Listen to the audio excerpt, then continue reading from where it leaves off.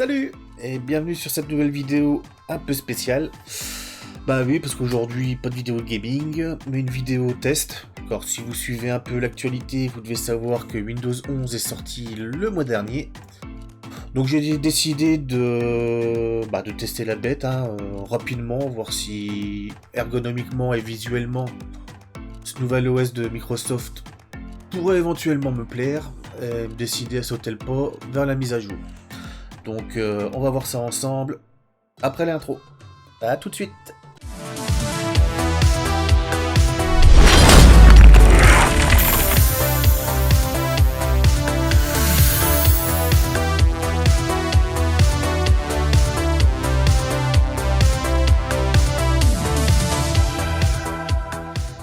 Bien, donc pour tester Windows 11, personnellement je vais utiliser une machine virtuelle.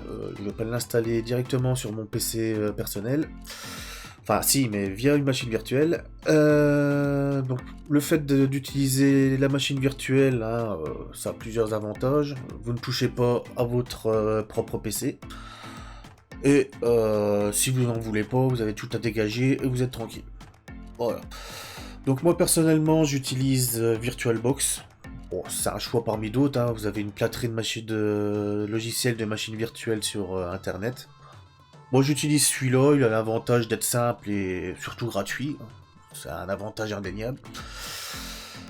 Et le fait d'utiliser une machine virtuelle, en plus vous allez gagner un mini tuto sur comment installer Windows 11 sur une machine qui ne possède pas les prérequis pour installer Windows. Donc en soi, il y a le problème de la puce TPM 2.0 qui est une puce de chiffrement des données présente sur les PC récents. Donc si votre PC ne date pas de Mathusalem, vous avez la version précédente de la puce TPM. Donc la 2.0, il n'y a que les PC récents qui la possèdent. Et le deuxième prérequis, c'est le Secure Boot intégré au démarrage. Donc il faut qu'il soit actif si vous voulez installer Windows 11. Donc le Secure Boot, pour faire simple, c'est juste une protection qui se met au démarrage de votre PC pour éviter l'exécution de codes malveillants dans le processus de démarrage de votre PC. Donc ça peut être un code malveillant mis par un virus, un malware, enfin bref. Toutes bébêtes qui peuvent se glisser dans votre PC. Donc en soi, ces protections sont justifiées, Windows a raison de les inclure, mais de là à bloquer l'installation d'un OS juste pour ça, je trouve ça un peu abusé. Donc bref, revenons à nos moutons. On va voir déjà comment créer une machine virtuelle à partir de VirtualBox. Donc quand vous allez lancer le programme, vous allez tomber sur cette interface-là. Donc, on va aller dans Nouvelles. Donc ici, il vous demande le nom du système d'exploitation. Donc moi, personnellement, je vais marquer Windows 11. Voilà. Donc la version, il me l'a trouvé directement ici. Le dossier de la machine, je vais changer de dossier. Autre. Donc moi, je vais l'installer sur un NVMe, personnellement, comme ça ira beaucoup plus vite. Virtual Machine, donc ça c'est un répertoire que j'ai créé spécialement pour cette vidéo. Donc je sélectionne le répertoire, voilà, suivant. Ici il nous demande la mémoire allouée à la machine virtuelle. Donc moi je conseille, comme c'est marqué ici, de ne pas dépasser 3/4 de votre mémoire allouée au système. Donc moi personnellement j'ai 32 Go, donc je vais monter à 24, voilà. Suivre. Le disque dur, donc comme je vais le paramétrer, en fait il va me créer un fichier qui sera entre guillemets un disque dur virtuel. Donc rien ne sera écrit sur mon propre disque dur. Tout sera dans ce fichier. Donc si j'ai un problème avec ma machine virtuelle, j'ai juste à supprimer le fichier et mon disque dur sera complètement détruit. Enfin, le disque dur virtuel, je précise. Voilà, créer un disque dur virtuel. Créer.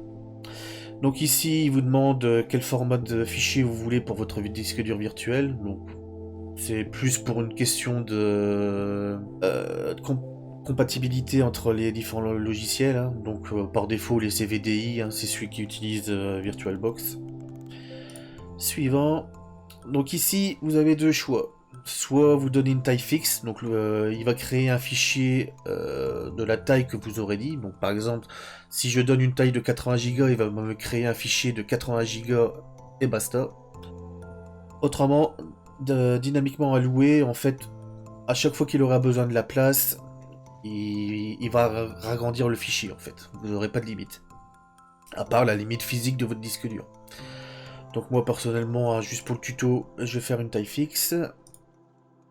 Voilà, donc là, il donne le nom du fichier. Ici, la taille que vous voulez. Donc moi, 80 Go, il y a largement assez pour installer Windows.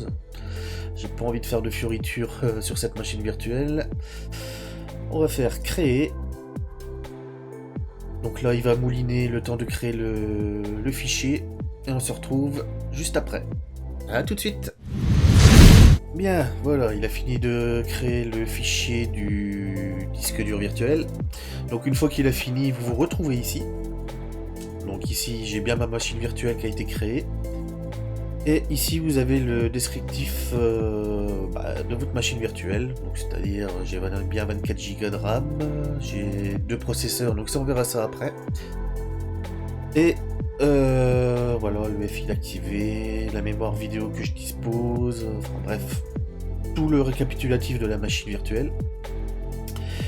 Alors par contre, si vous voulez utiliser une machine virtuelle dans les meilleures conditions, je vous conseille, si votre processeur le permet, d'activer la virtualisation. Ça va vous permettre de débloquer le nombre de processeurs ici. Donc ce qu'on va faire tout de suite, donc on va dans configuration. Donc dans général, normalement, il n'y a rien à changer, non. Système, alors système, on se retrouve là donc avec notre mémoire. Donc l'ordre d'amorçage, lecteur disquette, optique, disque dur, réseau. Chipset, on n'y touche pas, hein, personnellement. P2X3, j'ai toujours mis ça, j'ai jamais été embêté. Il me semble que l'ICH9 c'est plus pour les OS style Mac, etc. À vérifier. Processeur. Donc, au niveau du processeur, voilà. Donc par défaut, si vous activez pas la virtualisation, vous serez à 1. Vous aurez qu'un seul cœur. Donc moi personnellement j'ai un i9 10900K, donc j'ai 10 cœurs, 20 threads, donc c'est pour ça qu'ici il marque 20. Donc je vais pas m'embêter, hein. J'ai des cœurs, autant en profiter, je vais en mettre la moitié. Les ressources allouées par cœur, c'est bon. Voilà, on va activer ça tant qu'on y est. Donc en gros, hein, mettez la moitié de vos cœurs. Si vous avez 4 cœurs, mettez-en 2, ainsi de suite. À vous de voir. Alors, niveau accélération, ça c'est bon. On touche à rien. Affichage. Donc, mémoire vidéo. Ici, on va faire l'accélération 3D pour Windows. On a de la mémoire graphique, on en profite. Nombre d'écran, pour le moment, je vais en mettre qu'un seul. Ensuite, stockage. Donc ici contrôleur SATA, donc j'ai mon disque dur principal donc que j'ai créé, hein, on retrouve bien les 80 Go qui ont été créés. Et ici vous avez le lecteur optique, donc un simple lecteur CD, hein, ou DVD. Et je vais y attacher mon image ISO, pardon. Donc c'est simplement l'installation basique de Windows 11, hein, donc vous pourrez télécharger chez Microsoft, donc je vous mettrai le lien dans la description. Donc on la sélectionne, voilà. Donc moi elle est déjà ici, hein, parce que j'ai déjà fait quelques tests, mais autrement vous passez directement ici, vous allez la chercher, vous faites ouvrir, et voilà. Donc le restant, on s'en fout un peu pour le restant. Le son, ça marchera quand même. Le réseau, pareil. Donc on valide. Voilà, tout s'est bien mis à jour, on a bien nos 10 processeurs, l'accélération, tout est activé, la mémoire graphique pareil. Donc on n'a plus qu'à lancer notre machine virtuelle. Donc, démarrer. Ça mouline, ça mouline. Alors, elle est sur l'autre écran. Voilà. Donc là, on va dire que le démarrage à planter, c'est normal. Voilà, on va essayer de faire ça pour qu'on voie un peu mieux. Mode mise à l'échelle. Voilà, on est parti.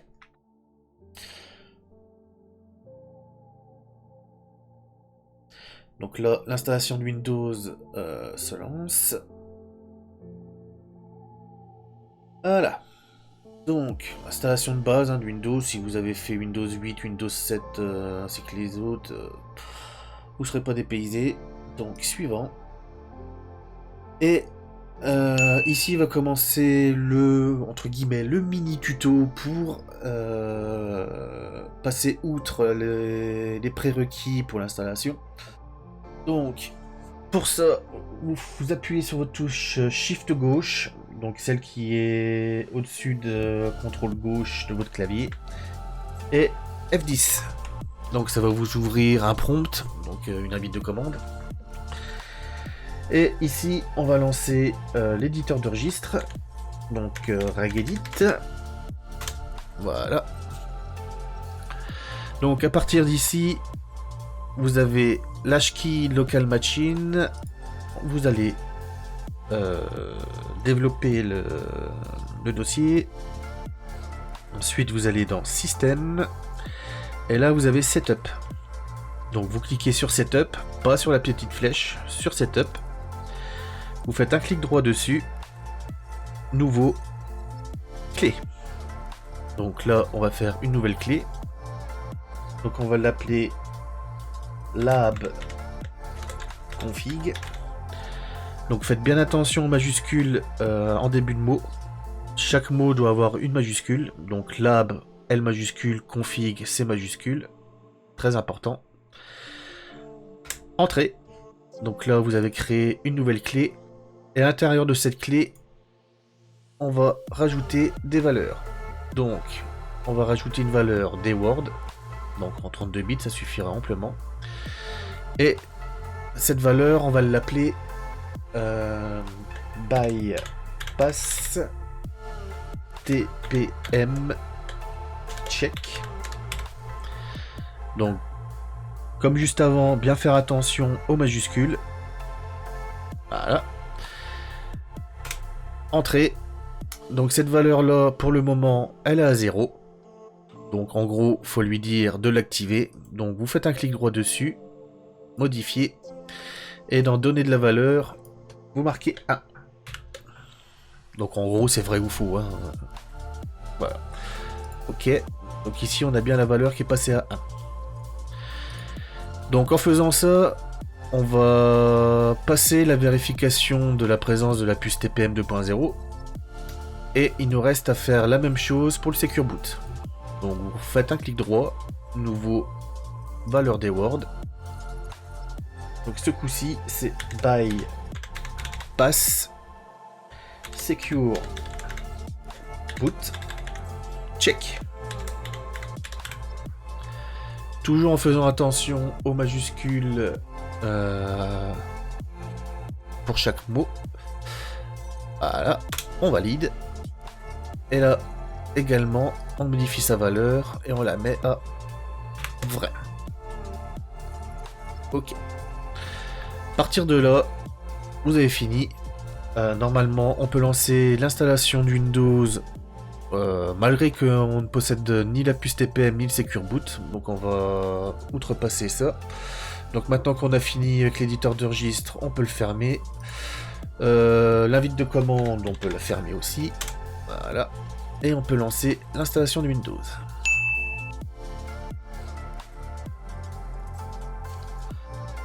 Voilà. Donc ici, il me demande ma clé licence. Bon, je vais pas utiliser la mienne pour une machine virtuelle, faut pas rêver. Donc si c'est pour faire seulement un essai, moi je n'ai pas de clé de produit, hein. Il sera pas activé, bon, on s'en fout, c'est juste un essai. Si vous par contre sur votre véritable PC vous voulez vraiment l'installer, notez votre clé Windows 10 dessus. Normalement elle est compatible avec Windows 11, c'est ce que Windows a dit dans toutes ces news. Donc moi je n'ai pas de clé produit. Ensuite, tant qu'à faire, on va choisir la version professionnelle. Suivant. Donc là, c'est toujours le blabla, contrat de licence, etc. Suivant. Donc là, mise à niveau, moi personnellement, je préfère personnaliser. Je préfère savoir ce que je fais. Donc ici, on retrouve bien notre disque dur virtuel avec ses 80 Go. Donc là, comme un disque dur normal, hein, vous créez vos partitions. Donc là, pour l'essai, hein, je vais faire une seule partition de 80 Go. On applique. Voilà, il va créer les partitions supplémentaires pour l'OS. Voilà, partition système, MSR et votre partition principale. Donc, pensez bien à sélectionner votre partition principale et non les deux autres. Autrement, il va vous mettre une petite erreur. Hein. 100 mégas pour installer Windows 11, ça va faire un peu juste. 16 mégas, encore pire. Donc, choisissez bien votre partition définitive. Donc, suivant. Et là, bon, bah, ça va vous mouliner. Et je vous reprends dès qu'il a fini l'installation. A tout de suite. Donc voilà, on arrive à la fin de l'installation. Pour ma part, ça a duré, allez, même pas 2 minutes. Hein. Donc voilà, il termine le restant, installation des mises à jour. Après, il va redémarrer. Voilà. Donc premier redémarrage. Voilà.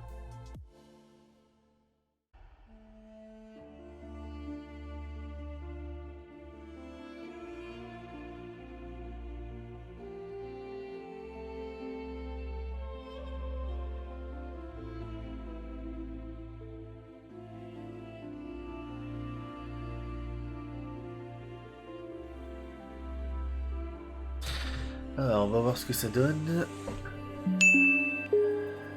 On a du son. Qui est pas mal. Oula. Ah, ils ont changé un peu l'interface. Hein. Ouais, ça fait un peu trop macOS pour ma part. Bon, on va voir. Donc, on est bien en France. On a bien le clavier avec disposition française, donc AZERTY. Deuxième disposition de clavier, bon, c'est bon. Recherche de mise à jour.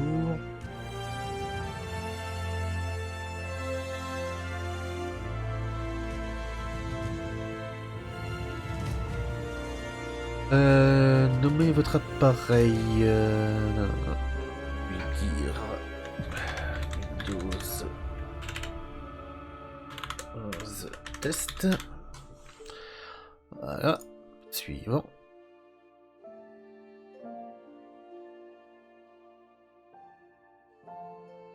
Ça redémarre. Ça a bien redémarré.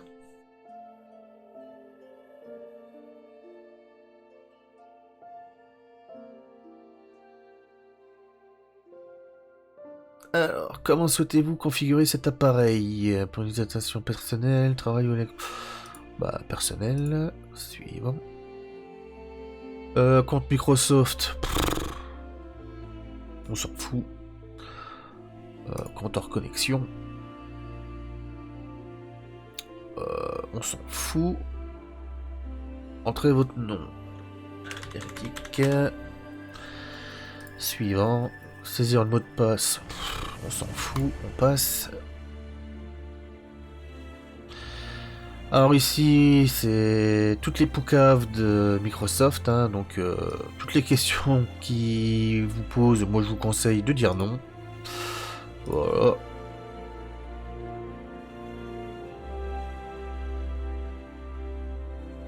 Voilà. Je vous laisserai le plaisir de lire à quoi que tout ça sert. En gros, bah, il vous surveille dans tous les sens. Hein. Non.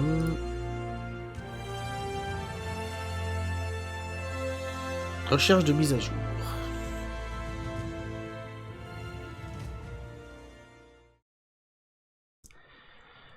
Ok. Et nous voici sur Windows 11. Alors... Donc la qualité n'est pas terrible, hein. Faut pas oublier qu'on est sur une machine virtuelle, hein. La carte graphique n'est pas reconnue, donc c'est pour ça que c'est un peu... Enfin, pas moche, mais énorme. À mon avis, la résolution de l'écran n'est pas optimale. Donc là, on est où Apparemment, vu que ça c'est inclus, ça doit être l'écran de démarrage. Ouais. Donc c'est notre nouveau menu démarrer. Ouais. Bon, bah... Personnellement... Non, ils ont remis le mode normal quand même. Un peu plus épuré que Windows 8. Enfin, Windows 10 plutôt. Terminal... Téléphone...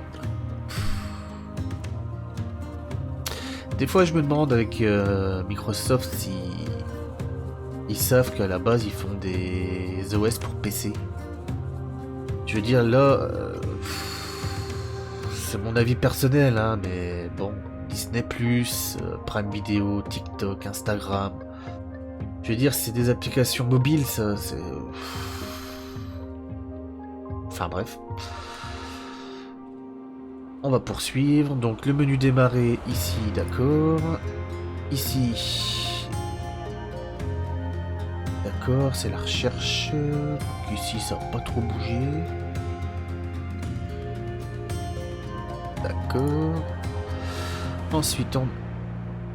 Ah, le multidesk. Ok.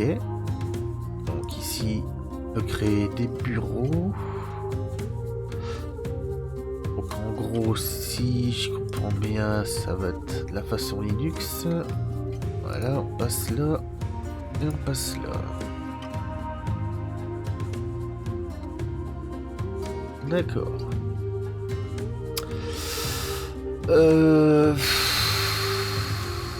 L'utilité, je veux dire, le trois quarts maintenant des personnes qui utilisent les PC de manière intensive, je veux dire, maintenant, il y a le multiscreen.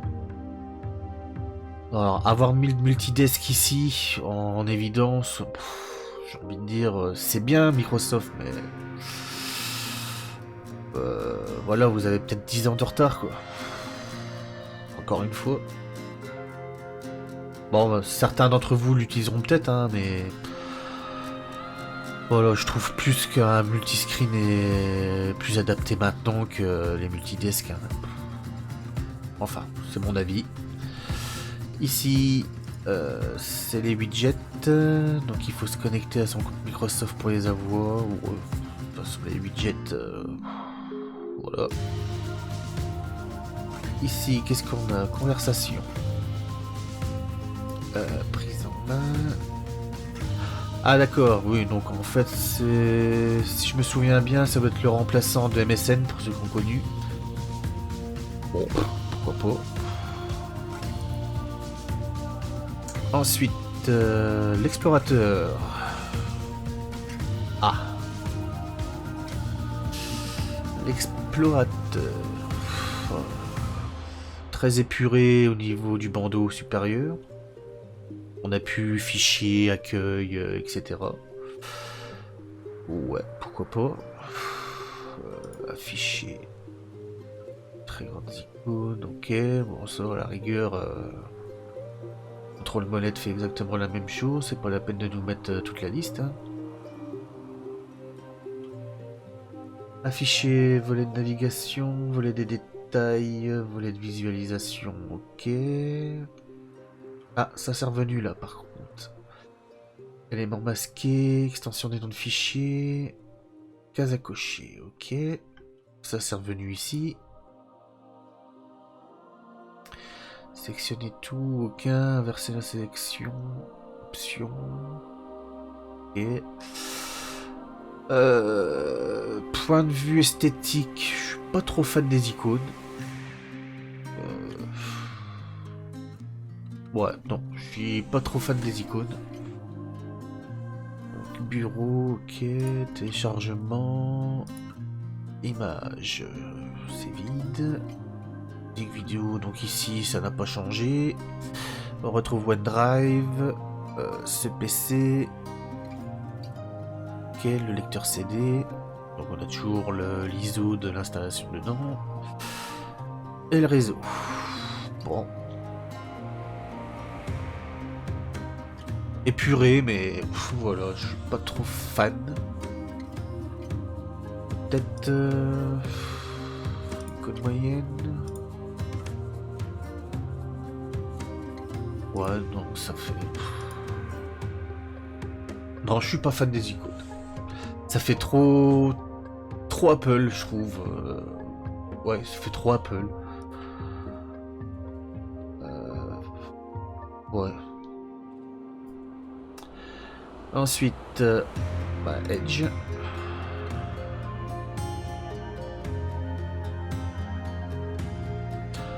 Après... Malgré que la carte graphique n'est pas reconnue, c'est plutôt fluide. Je pensais avoir des ralentissements, etc. Mais c'est plutôt fluide.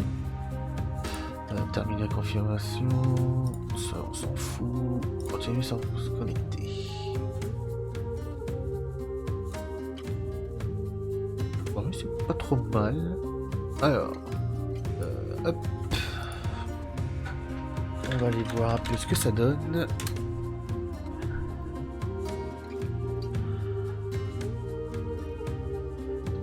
D'accord. Ok, bah... Le réseau marche, donc il n'y a pas de souci dessus. Les vidéos, est-ce qu'elles marchent? Alors, est-ce qu'il n'y a pas de vidéo? Qu'est-ce qu'on va se mettre comme vidéo? Ah, petit Tom et Jerry. Grâce à Philips Hue, vivez l'expérience de l'éclairage connecté en transformant votre maison au fil de vos Vive les activités. pubs. Que ce soit... Hop. Bon, écoutez, ça tourne. Voilà. Petit instant pub, hein, si le cœur vous en dit, allez faire un petit tour sur ma chaîne. Voilà. Et n'hésitez pas à vous abonner, à mettre un petit pouce bleu si la vidéo vous plaît, et à voir un peu le contenu de ma chaîne, si ça vous dit. Donc voilà, c'était le petit instant pub. Allez, donc niveau vidéo et son, ça fonctionne, malgré une machine virtuelle, je suis assez étonné. Voilà.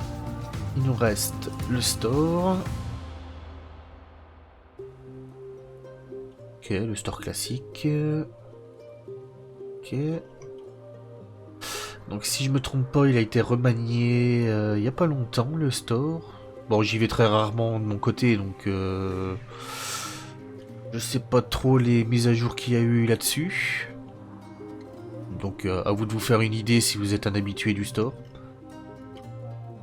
Voilà. Ensuite, un peu plus profondément. Donc, là d'accord, affichage, paramètres personnalisés. On va déjà voir si on peut modifier la... Ouais, non. La résolution, c'est mort. Donc, on est dans le panneau de configuration. Ok, donc dans système. Système Windows Update. Windows n'est pas activé, bien sûr. Ok, donc ils ont reclassé tout en catégorie ici. Alors, affichage son... D'accord. Donc là, j'ai envie de dire un point pour le rangement. C'est un peu plus clair que sur les anciennes versions. Bluetooth et appareil. Ok, appareil photo, stylet.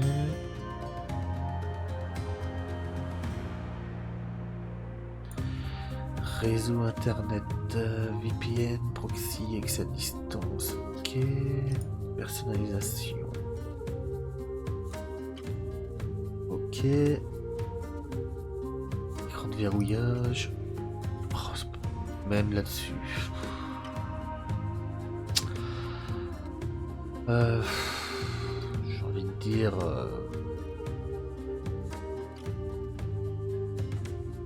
Ouais. J'ai plus l'impression que... C'est un OS plus orienté tablette, smartphone. Poste dans l'aspect. Enfin bref, application. Donc là, c'est pour installer, supprimer les applications. Valeur par défaut pour les types de fichiers. Ok. Les cartes, fonctionnalités facultatives. Ok, ça a été remis ici. Bien que cette partie-là, moi personnellement, je l'aurais mis dans le système. Ok, les comptes. Donc compte local, email et comptes, option de connexion. Ok, sauvegarde Windows. Heure et langue. Jeu, donc on retrouve le Xbox Game Bar. Accessibilité, effet visuel. Toujours afficher les barres de défilement. Effet de transparence, ok. Ouais, donc on retrouve en gros ce qu'on a d'habitude. Confidentialité, sécurité. Ouais. D'accord. Windows Update. Alors, qu'est-ce qu'il nous propose? Tiens, il nous propose des mises à jour. À vérifier, mais il me semble que Microsoft à la base refusait les mises à jour pour les PC qui ne correspondaient pas aux prérequis ou auxquels on forçait la mise à jour. Bon, bah là j'ai des mises à jour, hein, malgré que je suis sur une machine virtuelle et que j'ai outrepassé les prérequis, donc à voir. Ils ont peut-être voulu changer d'avis et accepter les mises à jour à tous les PC, je pense. Donc à surveiller, hein. Donc il y a des mises à jour quand même, malgré que vous outrepassez les prérequis. Donc interrompre les mises à jour, historique des mises à jour, ok. Bon.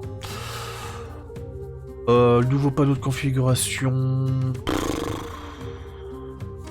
Ouais, j'ai envie de dire, il y a du mieux et du moins bien. C'est mieux rangé, ça c'est indéniable. Il y a encore un petit effort à faire pour ma part, mais autrement, dans l'ensemble, c'est un peu plus comestible que les anciennes versions. Par contre, votre téléphone, voilà, je sais bien que c'est un OS multi-support, mais sur PC quand même. Enfin bref. Ensuite, ici on retrouve ok, la barre de notification, sécurité, ça doit être OneDrive, ok. Ensuite, OneDrive, ouais, non, normal. Se connecter, non. Ici, qu'est-ce qu'on a? Oula. Alors là, si on se croit pas sur tablette, là, j'ai envie de dire. Ouais. Ouais. Bon. On va arrêter là pour. Encore une fois, c'est. C'est du mode tablette, ça, c'est pas pour du mode PC, quoi. Bon, bref. Éclairage nocturne. Pas l'air de marcher. Diffuser, ça doit être pour transférer sur d'autres appareils. La barre de son ici. Ça. Ok, on retombe ici. Ici, le mélangeur de volume. Ok, donc on n'a plus une simple fenêtre qui s'affiche. Maintenant, c'est carrément pas d'autre configuration qui s'affiche. Bon. On fera avec. Et les paramètres audio. Ok, donc si vous n'avez pas Windows d'activer, on personnalise pas. Ok. Donc là, on retombe ici. Ok. Ensuite, on a la zone de notification. Ok, basique. Petit changement. Hein. On a les bords arrondis. Ouais.